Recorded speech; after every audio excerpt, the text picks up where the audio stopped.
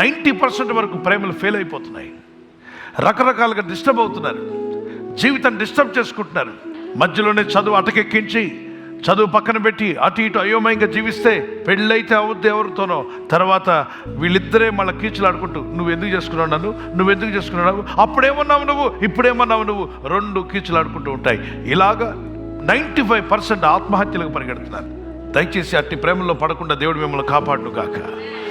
ఒక్క 10%, 5% వివాహం అయ్యాక కలిసి జీవిస్తారు. బాగా చదువుకోండి, మీ కాళ్ళ మీద మీరు నిలబడండి, ఉద్యోగం రానివ్వండి, జాబ్ సంపాదించాక వరుసగా లైన్లో సంబంధాలు మీ ఇంటికి వచ్చి నిలబడతాయి. ఎదురు కట్నం ఇచ్చి కూడా చేసుకుంటారు, మీకు తెలుసో తెలీదు. దేవుడు మీకు ఇచ్చే భాగస్వామినే మీకు ఇచ్చును గాక.